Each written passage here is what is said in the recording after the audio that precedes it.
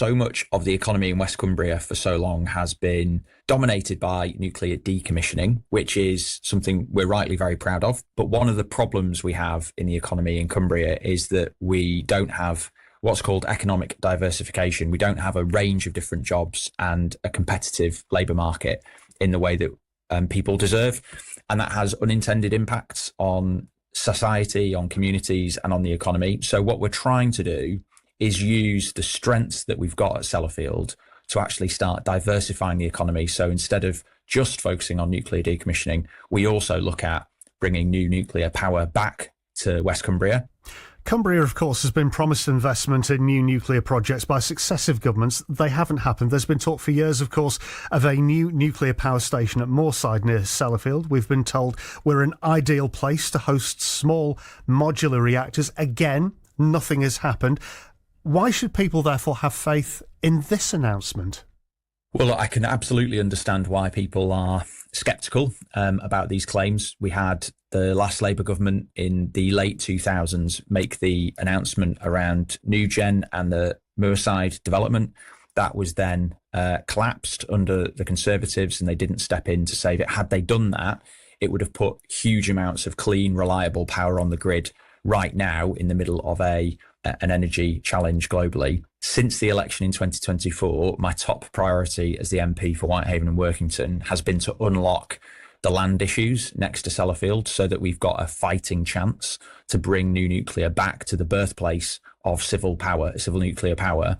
And we've made good progress on that. So within the first year of being elected, we got the land opened up, Pioneer Park, as it's now called. And the announcement we've got in the last few days is that work is now well underway to create the master plan to look at the full site, its full potential, and within the next few months, sketch out who could come in, what investments would be needed, what infrastructure would need to be put around it. Nuclear energy, of course, it's not without its critics. The critics will say it's dangerous, it's expensive, and actually it takes years to build, it takes years to come to fruition. What would you say to that?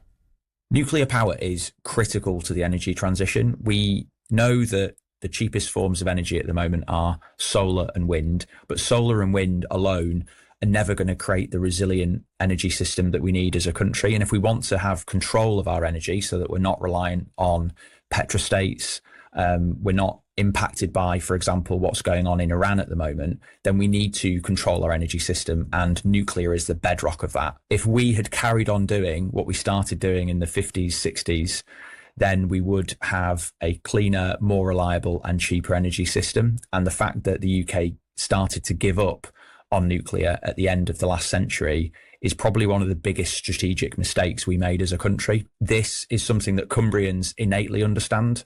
The politics of some of my colleagues in the Green Party don't really understand the importance that nuclear power plays in the transition to a clean energy system, and one that is sovereign and that we can control. It's fantasy politics and it's populism of the left. It's just the same sort of sound bites that don't have any credible plan behind them that we hear from Reform on the right. And anyone who works at Sellafield, anyone that works in civil nuclear or frankly the energy system in the UK knows full well that whilst wind and solar are important and cheap, there are days where we do not have enough wind or sun to power our system. Energy prices, they have been in the headlines of late. Of course they have, because of the war in Iran. The government says that boosting nuclear power would protect households from volatile prices. The thing is, though, we're talking decades ahead here, aren't we?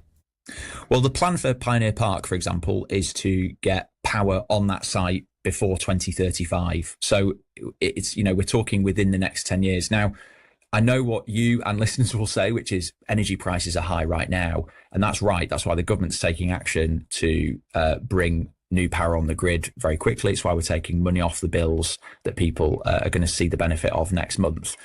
But if we keep making short-term decisions as a country, we will keep being hitched to volatile global fossil fuel energy prices. Had we had the foresight to actually go ahead with the Moorside development back in the 2010s and it not been scrapped, we would be in a much more secure financial position with lower bills, with energy costs for industry lower, and that would mean more economic growth and cleaner power.